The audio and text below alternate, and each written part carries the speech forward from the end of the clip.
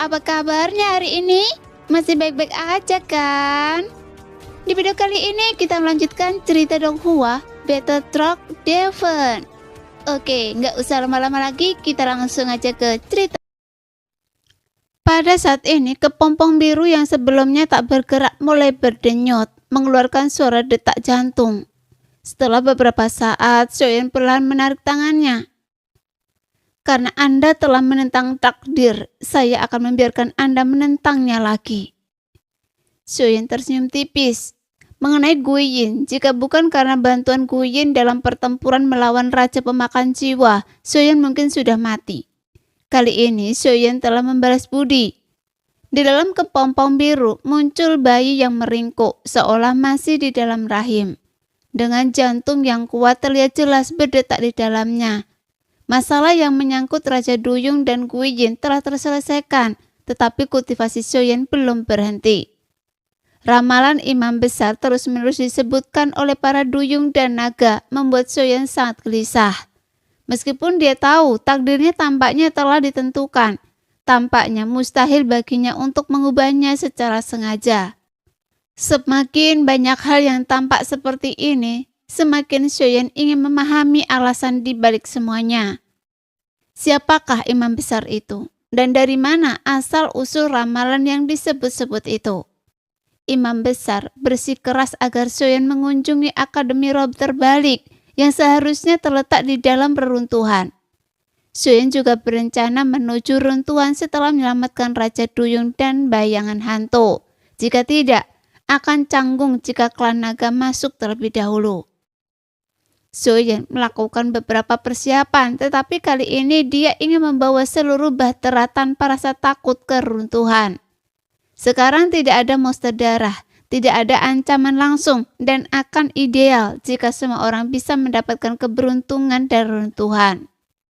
Soyeon mengucapkan selamat tinggal kepada Qianning, dan dengan klan Duyung mengantarnya, bahtera tanpa rasa takut perlahan naik, meninggalkan perisai pelindung klan Duyung dan memasuki kembali lautan emas. Terbang menuju runtuhan. Kecepatan bahtera tanpa rasa takut sedikit lebih lambat daripada kapal pertama. Jialong, tetapi masih akan mencapai runtuhan dalam waktu sekitar 10 hari. Setelah meninggalkan klan Duyung, semua orang kembali tegang. Selama waktu ini, selain merawat kepompong biru Guiyin, Soyeon juga mulai terus memurnikan ki asal kaisar yang kaya. Dia mempertahankan konsentrasi ki asal kaisar di dalam perisai pelindung bahtera tanpa rasa takut setiap saat. Secara signifikan meningkatkan kecepatan kultivasi semua orang. Kali ini, Paus Kun Biru juga menemani bahtera tanpa rasa takut untuk sementara waktu. Awalnya mereka memandang Soyeon dengan sedikit waspada, tetapi secara bertahap menyadari bahwa dia tampaknya tidak menyimpan permusuhan. Kedua Paus Kun Biru, satu besar dan satu kecil, berenang bersama bahtera, mengeluarkan teriakan gembira. Mereka telah lama ditindas oleh monster darah, tetapi sekarang monster darah telah pergi. Mereka tidak lagi khawatir. Dan sekarang mereka berterima kasih kepada Soyeon. Soyeon memandang kedua Paus Kun Biru dan tersenyum, menganggap mereka cukup menggemaskan. Tidak ada jejak monster darah dimanapun di lautan, bahkan jika beberapa tersisa, mereka kelelahan dan tidak lagi menjadi ancaman. Mereka dapat dengan mudah dibunuh. Di sepanjang jalan, Soyeon memperhatikan kemunculan terhadap banyak makhluk air. Kabar kematian Kaisar Darah telah menyebar dengan cepat ke seluruh lautan emas. Makhluk-makhluk air yang terpaksa melarikan diri oleh monster darah akhirnya dapat kembali ke wilayah dan rumah mereka. Di bawah serangan berulang Soyeon, benua Dodi pertama-tama telah melenyapkan Raja Pemakan Jiwa. Dan sekarang telah memusnahkan seorang Kaisar Darah dengan kekuatan Dosian. Benua Dodi sekarang bebas dari musuh eksternal.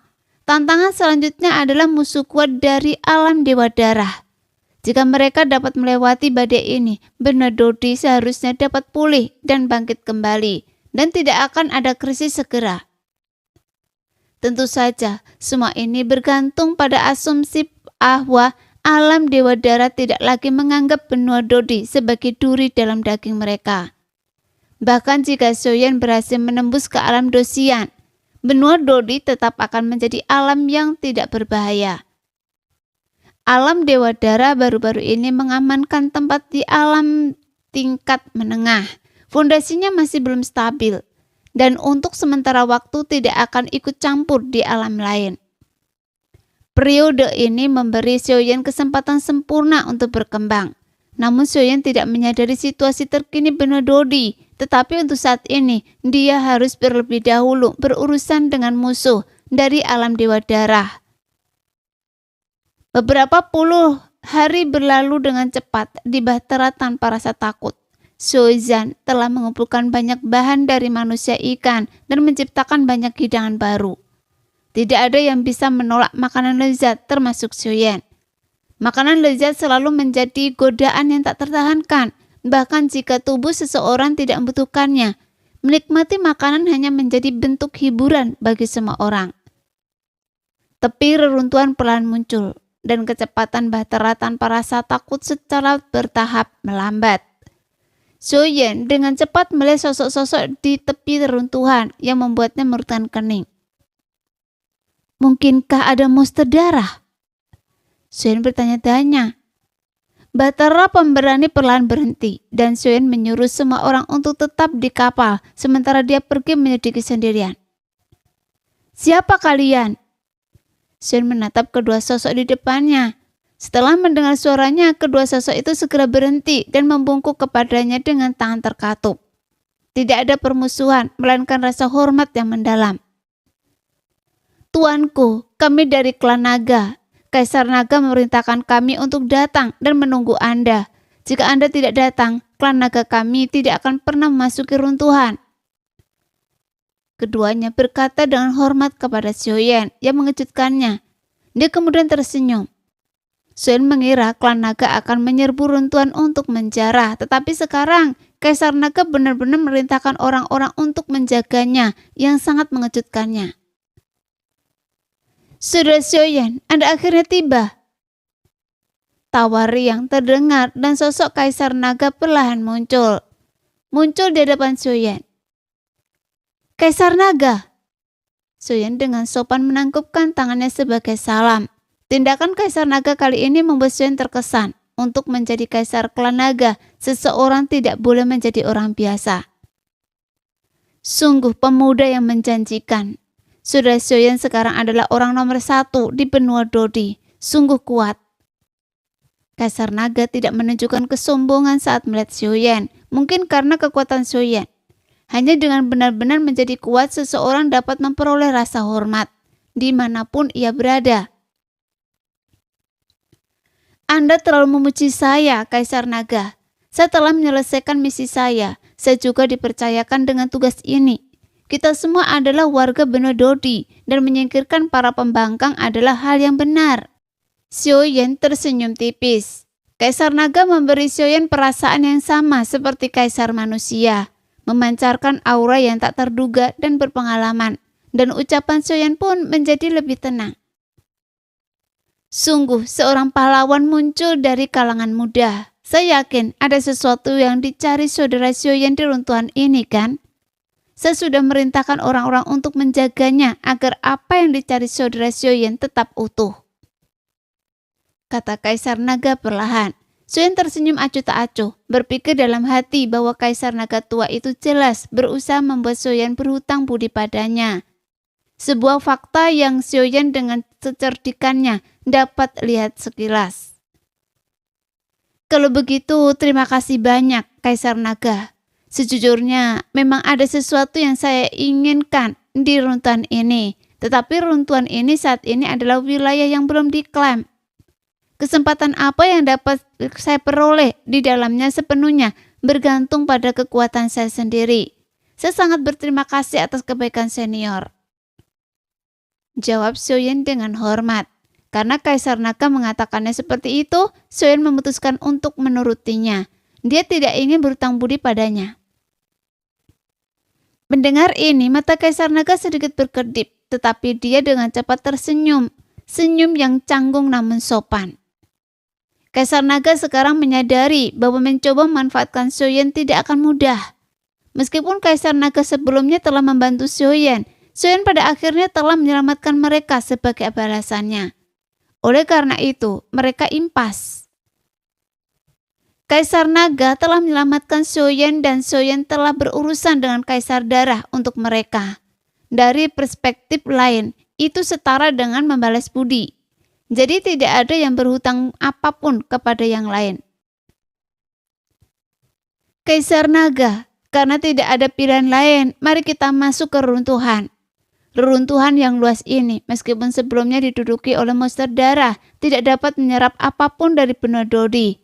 Untungnya, pendudukan mereka mencegah rasa lain untuk sampai ke sana terlebih dahulu. Sebuah berkah tersembunyi. Seharusnya masih ada cukup banyak harta karun yang tertinggal. Xiaoyan tersenyum tipis dan Kaisar Naga mengangguk sambil tersenyum. Saudara Xiaoyan benar. Karena saudara Xiaoyan tidak keberatan, klan naga kita harus memanfaatkan kesempatan ini sebaik-baiknya. Setelah semuanya selesai, saudara Xiaoyan harus datang ke klan naga sebagai tamu. Klan naga kita pasti akan memperlakukan semua orang dengan baik. Kaisar Naga sekarang benar-benar yakin akan kemampuan Xiaoyan, tetapi dia tidak menyimpan dendam. Niatnya adalah untuk memenangkan hati tokoh kuat seperti Xiaoyan yang akan bermanfaat bagi perkembangan masa depan klan naga. Namun, kurangnya penghargaan dari Xiaoyan membuat Kaisar Naga tak berdaya. Kepribadian Xiaoyan hanya semakin memicu rasa ingin tahu Kaisar Naga. Orang seperti apa dia? Meskipun kekuatannya saat ini memang lebih rendah dari Xiaoyan, klan naga bagaimanapun juga adalah ras kuno dengan fondasi yang kuat. Berteman dengan klan naga tidak akan merugikan Xiaoyan.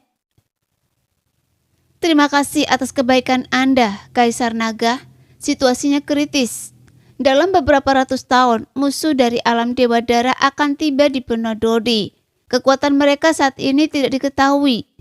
Saya harus segera berkultivasi. Jika tidak, benua Dodi tidak akan mampu melawan mereka, kata Xiaoyan dengan serius. Mendengar ini Kaisar Naga murtan kening. Ekspresinya langsung menjadi serius. Alam Dewa Darah? Itu alam yang membantai benua Dodi. Wajah Kaisar Naga menunjukkan rasa jijik. Tampaknya menyadari alam Dewa Darah dan peristiwa dahsyat di sekitarnya. Apakah Kaisar Naga juga tahu tentang alam Dewa Darah? Tanya Xiaoyan dengan cemas. Karena tidak banyak orang di benua Dodi yang tahu nama alam Dewa Darah, dan bahkan lebih sedikit yang tahu penyebab sebenarnya dari peristiwa dahsyat itu. Karena sebagian besar dari mereka telah terbunuh. Hanya sedikit orang yang mengetahui bagian sejarah ini. Saya tahu, tentu saja saya tahu. Saya berharap bisa memusnahkan mereka semua. Sepertinya saudara Xiaoyan juga tahu tentang peristiwa dahsyat itu. Kaisar Naga berkata sambil tersenyum masam, seolah-olah mengetahui bukan hanya fakta, tetapi juga banyak detail. Iya, masalah alam Dewa Darah baru saja dimulai. Saya akan membuat mereka membayar 10 kali lipat atas semua yang telah mereka lakukan ke benua Dodi. Xiaoyan mengangguk, dan pada saat ini Kaisar Naga meraih tangan Xiaoyan. Matanya dipenuhi tekad, ekspresinya gemetar. Saudara Xiaoyan, ketika Anda membalas dendam ini, bisakah Anda membawa saya bersama Anda? Suara Kaisar Naga bergetar. Ia telah kehilangan sepenuhnya sikap yang pantas untuk seorang Kaisar Naga. Ia sekarang hanyalah orang biasa yang rumahnya telah hancur, ingin mencabik-cabik musuhnya. Kaisar Naga, masalah ini membutuhkan pertimbangan yang cermat. Meskipun kekuatan saya telah mencapai tingkat dosian dibandingkan dengan raksasa alam Dewa Darah, kultivator tingkat dosian mungkin ada di mana-mana. Jika saya ingin membalas dendam, saya masih harus menempuh jalan yang panjang, dan jalan ini sangat berbahaya. Saya khawatir satu langkah salah dapat menyebabkan kehancuran saya. Xiaoyan menghela nafas dan berkata perlahan. Kaisar Naga menggenggam tangan Xiaoyan erat-erat. Kegembiraannya semakin meningkat. Saudara Xiaoyan, saya tidak takut mati. Saya masih dewasa ketika itu terjadi. Saya menyaksikan monster-monster itu membunuh orang tua saya. Seluruh keluarga saya musnah, dan hanya saya dengan kekuatan saya yang rendah yang berhasil lolos. Saya telah berlatih dengan segenap kekuatan saya selama puluhan ribu tahun, tetapi saya masih belum bisa menembus ke tingkat dosian. Saya sudah putus asa, tetapi seorang pendeta tinggi pernah membuat ramalan, dan tokoh utama ramalan ini adalah saudara Xiaoyan. Ekspresi Kaisar Naga tampak serius, seolah mengingat peristiwa tragis tahun itu. Matanya merah padam, tekadnya terlihat jelas, dan hati Xiaoyan melunak. Dalam bencana itu, alam Dewa Darah hampir membantai semua ahli di benua Dodi, dan Xiaoyan hanya menyaksikannya dalam ilusi, sementara Kaisar Naga mengalaminya sendiri. Karena itu, kebenciannya lebih mendesak daripada Xiaoyan. Dialah yang benar-benar merangkak keluar dari lautan darah. Sangat sedikit orang yang selamat dari bencana itu, dan semua orang dengan kekuatan lebih tinggi musnah.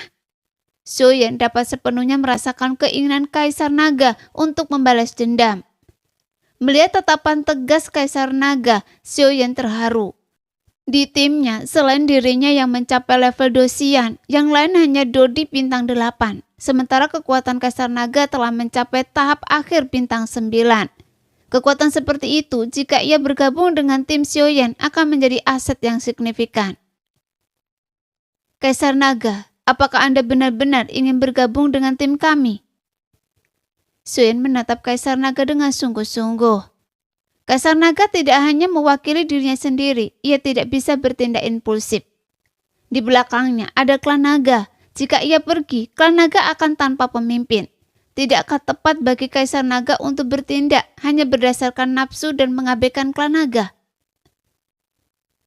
Saudara Xiaoyan, jika Anda bersedia mengizinkan saya bergabung, mulai sekarang saya akan mengikuti Anda sebagai pemimpin saya. Kaisar Naga mundur 2 langkah dan berlutut dengan satu lutut di depan Xiaoyan, membuatnya terkejut. Xiaoyan segera membantu Kaisar Naga berdiri. Kaisar Naga memiliki kekuatan Dodi bintang 9. Jika dia bisa bergabung dengan tim saya, Anda akan menjadi aset yang sangat berharga.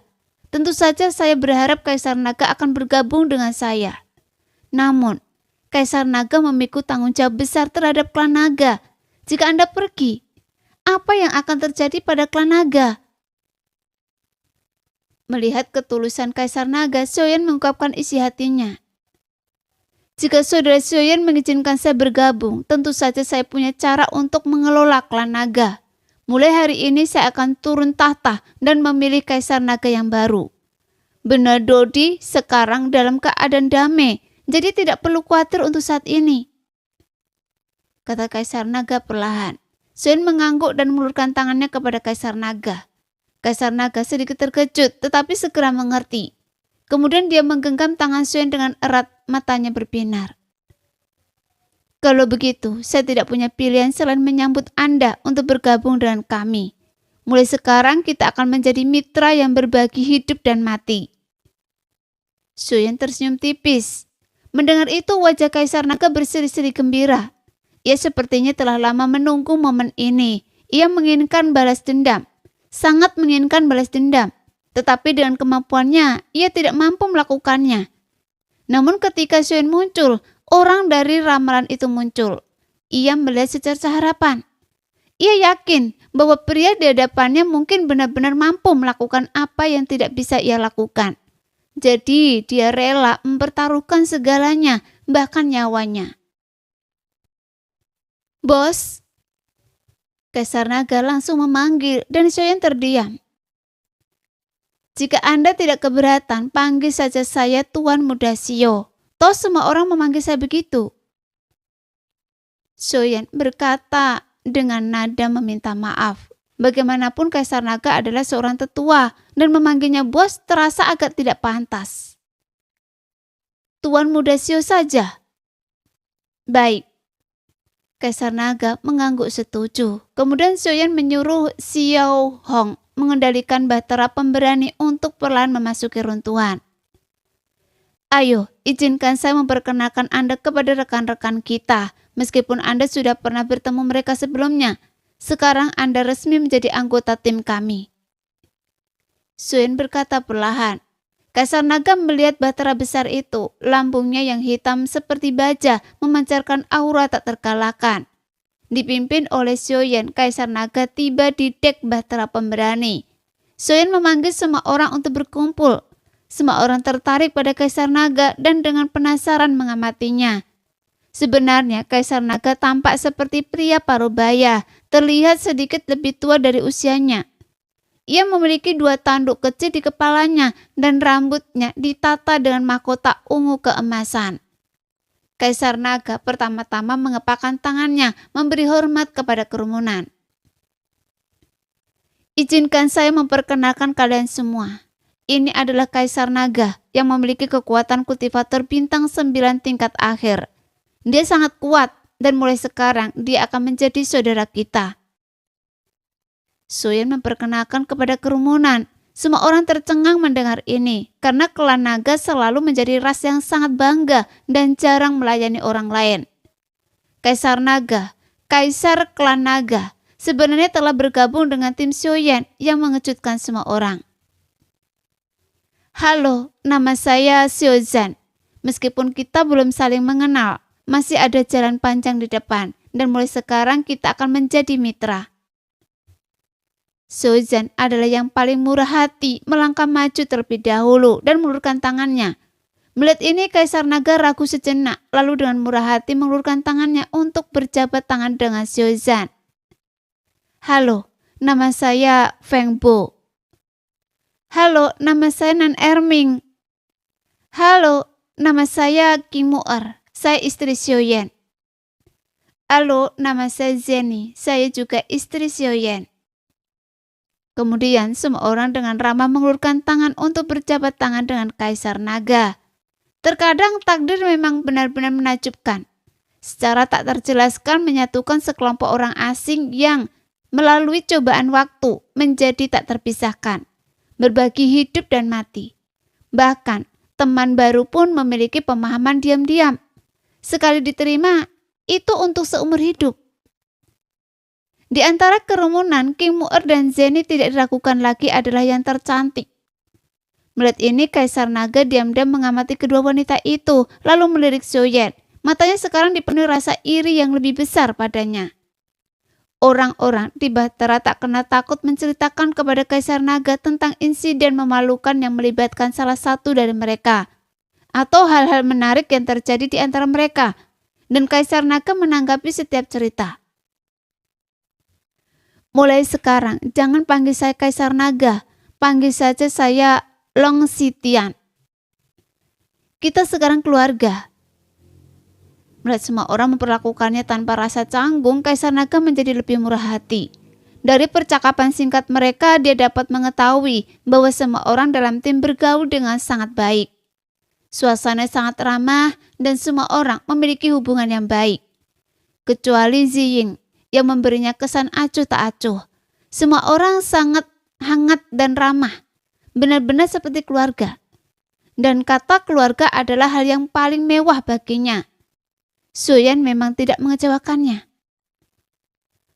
Long Xitian, Long Yi, mulai sekarang Anda tidak akan menjadi satu-satunya yang bermarga Long di sini. Xiaozan tertawa, Long Yi juga cemberut. Meskipun Long Yi adalah makhluk spiritual langit dan bumi, dia telah menyerap esensi ras naga untuk tumbuh. Dari perspektif lain, Long Yi juga memiliki hubungan yang cukup besar dengan ras naga. Dia sangat istimewa. Dia memiliki aura ras naga, tetapi dia bukan naga. Long Xitian memandang Long Yi dengan rasa ingin tahu lalu berkata, Long Yi lahir di Laut Petir dan tubuhnya menyerupai naga sejak lahir, jadi dia seharusnya dianggap setengah naga, kata Xiaoyan sambil tersenyum. Long Xitian juga terkejut dan mengulurkan tangan untuk memeriksa tubuh Long Yi. Sungguh menakjubkan, ada makhluk spiritual seperti itu, dan bahkan telah tumbuh hingga tingkat seperti itu. Sungguh menakutkan, seru Long Xitian. Ada banyak makhluk spiritual di dunia, tetapi hanya sedikit yang benar-benar dapat tumbuh hingga dewasa, dan bahkan lebih sedikit yang memiliki kecerdasan tinggi. Keberadaan seperti Longgi sudah menantang selangit. Jika ada kesempatan di masa depan, saya akan membawa Anda ke klan naga. Klan naga memiliki kolam darah naga yang telah terkumpul selama jutaan tahun. Mungkin kita dapat menemukan tulang punggung naga, terpisah dari tubuh spiritual, dan memiliki tubuh naga yang seharusnya lebih baik untuk kultivasi Anda di masa depan, kata Long Xintian sambil menatap Longgi. Mungkin karena Longgi memiliki aura naga, Long Xintian merasakan kedekatan yang lebih besar dengannya. Longgi, kenapa Anda berdiri di situ? Ini sungguh hal yang baik. Cepat ucapkan terima kasih kepada Xintian. Longgi tampak sedikit terkejut, tetapi setelah diajak bicara oleh Xiaoyan, dia langsung tertawa kecil 2 kali. Terima kasih, Saudara Xintian. Longgi menyatukan kedua tangannya sebagai tanda terima kasih, dan Long Xintian tersenyum melihat penampilan Longgi yang polos. Kalau begitu, kita akan memasuki runtuhan. Apakah Anda akan ikut bersama kami? Xiaoyan berbalik dan bertanya. Long Xintian masih seorang kaisar naga, jadi dia belum sepenuhnya bebas. Sebagai kaisar naga, dia harus mengutamakan klan naga terlebih dahulu. Jika tidak, dia tidak akan layak menyandang gelar tersebut. Jadi Xiaoyan bertanya. Long Xintian berpikir sejenak sebelum berkata, Tuan Muda Xiao, Anda sebaiknya masuk duluan. Ada area di runtuhan yang ditinggalkan oleh klan naga. Saya ingin membawa orang-orang saya ke sana. Mungkin kita bisa mendapatkan kesempatan dan keberuntungan yang ditinggalkan oleh leluhur kita. Saya tidak akan bergabung dengan Anda untuk saat ini. Saya mohon maaf. Namun saya memiliki peta reruntuhan di sini yang menurut saya akan sangat berguna bagi Anda. Setelah berbicara, Long Xintian mengeluarkan selembar kain broklat yang compang-camping, yang di atasnya ditandai rute dan lokasi penting di dalam runtuhan. Namun karena berjalannya waktu, beberapa bagian menjadi buram, tetapi arah umum masih terlihat jelas. Xiaoyan segera mengambil peta itu. Dia telah mengkhawatirkan hal ini, karena runtuhan itu tidak kalah besarnya dengan kota Jusi. Tanpa peta, tempat sebesar itu pasti akan menyebabkan banyak jalan memutar. Dia tidak menyangka bahwa Kaisar Naga memiliki peta runtuhan. Tidak apa-apa, identitas Anda saat ini masih Kaisar Naga. Sudah menjadi tugas Anda untuk bertanggung jawab atas keluarga. Anda bisa pergi sekarang, tapi hati-hati. Jika terjadi sesuatu yang mendesak, beritahu saya. Xiaoyan mengangguk dan berkata. Setelah berbicara, dia memberikan sepotong giok kepada Long Xintian. Setelah menghancurkannya, Xiaoyan akan mengetahui lokasinya. Setelah berterima kasih, Long Xintian meninggalkan Bahtera tak kena takut. Ayo pergi, cepat masuk ke runtuhan, kata Xiaoyan setelah melihat Kaisar Naga pergi. Bahtera tak kena takut mulai turun perlahan.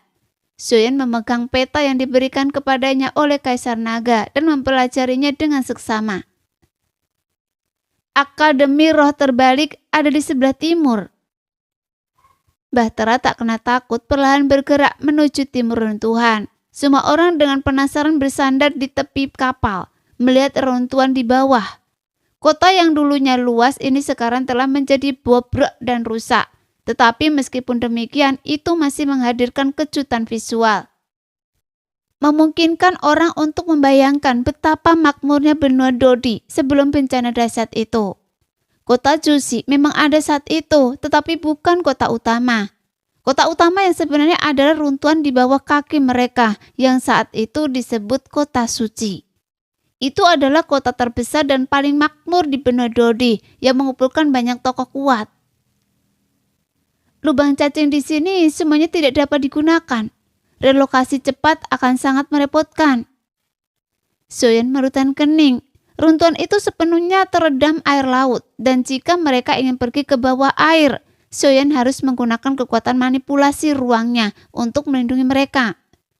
Tujuan Xiaoyan adalah Akademi Roh Terbalik, tetapi bagi semua orang, pergi ke sana akan membuang waktu. Ada platform roh di tengahnya. Mungkinkah ini juga merupakan susunan teleportasi? Xiaoyan melihat peta dan heran. karena platform road ditandai dengan banyak nama tempat, dan lubang cacing di kota Cusi juga memiliki tanda yang sama. Jika tidak sepenuhnya hancur, itu bisa menghemat banyak waktu bagi semua orang, memungkinkan mereka untuk dengan cepat menemukan peluang di dalam runtuhan. Klan harimau surga melolong. Sozan, Anda bisa pergi memeriksa ini. Anda mungkin menemukan sesuatu. Klan iblis. Mu'er, pergilah ke tempat ini. Ini dulunya adalah tempat tinggal klan iblis. Lembah Dewa Pedang. Fengbo, pergilah ke sini. Mungkin ada sesuatu yang cocok untuk Anda. Suen melihat banyak nama tempat di peta, tetapi setelah sekian lama dia tidak tahu apakah tempat-tempat itu masih ada. Runtuhan itu praktis adalah kota mati sekarang dan tidak ada bahaya yang berarti. Jadi Xiaoyan tidak terlalu khawatir dan membiarkan mereka menjelajahi dengan berani. Akan lebih baik jika mereka dapat menemukan kesempatan yang sesuai. Kita telah tiba di Akademi Roh Terbalik. Saya akan pergi duluan. Kalian semua harus berhati-hati. Namun, seharusnya tidak ada terlalu banyak bahaya di runtuhan. Jika ada keadaan darurat, segera beritahu saya. Mereka yang tidak memiliki kekuatan bintang 8 harus terus berkultivasi di Bahtera tanpa takut. Suen mengatur dan semua orang mengangguk. Kemudian Suen menggunakan kekuatan kekosongan batas untuk menyelimuti semua orang. Kekuatan kekosongan batas ini dapat melindungi semua orang dari korosi air laut, tetapi tidak terlihat oleh mata telanjang. Perisai pelindung yang tak terlihat. Suen tidak menunjukkan kepedulian terhadap orang lain. Setelah berbicara, dia langsung meninggalkan Bahtera tak kena takut. Adapun yang lain, kesempatan apa yang bisa mereka temukan di runtuhan bergantung pada keberuntungan mereka sendiri. Ramalan imam besar telah menghantui Xiaoyan, meninggalkannya dengan banyak pertanyaan. Karena itu, Xiaoyan memutuskan untuk mengungkap misteri ini sendiri. Dari mana imam besar berasal? Dan bagaimana dia bisa tahu begitu banyak tentang Xiaoyan? Xiaoyan ingin mengetahuinya. Xiaoyan meninggalkan Bahtera tak kena takut dengan perlahan tenggelam ke dasar laut. Beberapa rumput laut dengan cahaya redup tumbuh di sekitarnya, hampir tidak memungkinkannya untuk melihat sekelilingnya. Air laut telah mengikis bangunan hingga tak dapat dikenali, hampir tidak ada struktur yang tetap utuh. Semuanya tidak dapat dikenali, namun jalan-jalan masih terlihat jelas. Suen perlahan berhenti di sebuah jalan, melangkah beberapa langkah ke depan dan melihat sebuah plakat besar bergantung miring. 3 karakter. Akademi Roh Terbalik. Samar-samar terlihat, tetapi warnanya telah memudar dan tertutup oleh tanaman air. Palang besi gerbang benar-benar lapuk. Suen perlahan melayang masuk. Tumbuhan air yang lebat hampir sepenuhnya menutupi area tersebut, mengaburkan penampakan aslinya. Lingkungan sekitarnya sunyi senyap, gelap gulita di mana-mana, seperti kota hantu tanpa kehidupan. Sesekali hembusan arus dingin akan meraung, menimbulkan rasa tidak nyaman. Sepertinya tidak ada apa-apa di sini. Xiaoyan merasakan dengan kekuatan jiwanya dan melanjutkan perjalanan ke Akademi Roh Terbalik hingga mencapai plaza. Sebagian besar lingkungan sekitarnya gelap gulita, hanya beberapa tumbuhan laut yang memancarkan cahaya samar, yang tampak lebih mengerikan. Di plaza, sebuah bola besar samar-samar terlihat, tetapi tertutup rumput laut, mengaburkan bentuk aslinya. Suen meliriknya tanpa terlalu memperhatikan, menganggapnya hanya sebagai hiasan. Tiba-tiba suara tajam terdengar dan bola besar itu memancarkan cahaya biru. Pada saat yang sama, dia merasakan aura kuat menyapu semua rumput laut dari bola itu, mengungkapkan bentuk aslinya. Suen terkejut dan segera tersentak. Berbalik, dia melihat bola itu dan tiba-tiba merasakan rasa familiar yang kuat. Dia mengenalinya. Itu adalah bola kristal yang sama yang dimiliki imam besar di dalam ikan iblis perut raksasa. Mata bintang? Seru Xiaoyan. Mata bintang ini hampir identik dengan milik imam besar. Satu-satunya perbedaan adalah ukurannya yang jauh lebih besar. Mata bintang yang sangat besar. Ketika Soyen melihatnya, dia merasa seolah jiwanya tersedot masuk. Dia segera menggelengkan kepalanya untuk menenangkan diri dan menghindari tersedot masuk. Sungguh aneh, bisakah benda ini benar-benar melihat masa depan? Seru Soyen, matanya menyipit. Dia mendekati mata bintang yang berisi bintang-bintang yang tak terhitung jumlahnya. Setelah diperiksa lebih dekat, dia menemukan bahwa bintang-bintang ini tersusun dalam pola teratur, membentuk sebuah mata. Saat dia mendekat, Soyen merasakan daya hisap yang kuat menariknya ke dalam mata bintang. Terkejut, dia segera berjuang, tetapi sekeras apapun dia melawan, dia merasa terjebak dalam pusaran, tidak dapat melarikan diri. Soyen merasakan gelombang pusing. Kemudian gambar-gambar yang terfragmentasi berkelebat di depan matanya. Dalam satu gambar, tangan Soyen membelah tablet batu penguji iblis. Wajahnya yang kekanak-kanakan dipenuhi rasa kesal saat dia melihat kata-kata. Tahap ketika kekuatan Do. Adegan bergeser ke pegunungan binatang iblis, di mana seorang pria dan seorang wanita berpelukan. Pipi mereka memerah. Itu adalah pertemuan pertamanya dengan Yun Yun. Perpisahan mereka. Setiap adegan terasa seperti kemarin, namun dalam sekejap mata ribuan tahun telah berlalu. Gambar-gambar terus berkelebat, semuanya dari ingatan Soyen. Melihat pemandangan ini, Soyen sangat tersentuh, ekspresinya berubah-ubah. Kadang-kadang dipenuhi penyesalan, kadang-kadang dengan senyum bahagia dan konyol. Kadang-kadang dengan kesedihan yang mendalam. Melihat kenangan-kenangannya, Soyen diliputi berbagai emosi. Meskipun enggan, kita ditakdirkan untuk berpisah. Saya ingin tahu bagaimana kabar ayah, kakak pertama dan kakak kedua sekarang. Soyen menghela nafas dalam. Kenangan itu membuatnya merindukan kampung halamannya, keluarganya dan teman-teman lamanya. Waktu telah berlalu, tetapi beberapa hal dan beberapa orang telah berubah drastis. Soyen merasa jiwanya dikenai kekuatan yang memutar dan menindas, yang membuatnya sangat tidak nyaman. Namun perasaan ini menghilang hanya dalam sekejap, dan dunia di hadapannya tiba-tiba menjadi cerah dan jernih. Dengan langit yang begitu cerah, sehingga tidak ada satupun awan yang terlihat. Lingkungan sekitarnya dipenuhi berbagai teriakan riuh, dan pemandangan ini mengejutkan Soyen. Ini kota suci sebelum bencana. Kota yang ramai itu dipenuhi orang, dan beberapa sosok melesat melewati Soyen, seolah-olah tidak dapat melihatnya. Dermawan. Saat itu sebuah suara terdengar di telinga Soyen. Soyen menoleh ke arah suara itu dan melihat sesosok di belakangnya. Itu adalah seekor kura-kura yang telah berubah menjadi wujud manusia. Soyen langsung mengenalinya. Itu adalah imam besar yang pernah ditemuinya di ikan iblis perut raksasa. Namun imam besar itu sekarang tampak energik dan muda, tidak seperti penampilannya yang sebelumnya tampak rentan. Imam besar, seru Soyen terkejut. Apakah dermawan saya memanggil saya? Saya masih jauh dari pencapai level imam besar. Orang-orang dari alam Dewa Dara akan segera menyerang. Saya mohon kepada Anda, dermawan saya, untuk menyelamatkan klan saya dan menyelamatkan benua Dodi. Pinta imam besar itu, sehingga Soyen tercengang. Apa yang sedang terjadi? Meskipun orang di depannya jauh lebih muda, dia memang imam besar dari ikan iblis perut raksasa. Tetapi apa yang baru saja dikatakannya tampaknya tidak benar. Soyen melihat sekeliling kota suci yang masih berada di benua itu, lalu melirik imam besar yang tampak muda itu. Ia segera tersadar.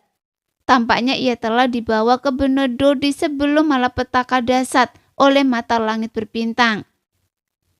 Bagaimana saya bisa menyelamatkan Anda? Tanya Soyen. Ia bahkan tidak tahu bagaimana ia bisa ada di zaman ini. Namun setelah merasakan kekuatannya, ia masih seorang Dodi bintang 1. 3 artefak ajaib di tubuhnya masih ada. Ia merasa seperti jiwa, tetapi ia juga benar-benar dapat merasakan keberadaan tubuhnya. Nah, sekian dulu cerita kali ini. Kita lanjut lain hari ya guys ya. Bye-bye.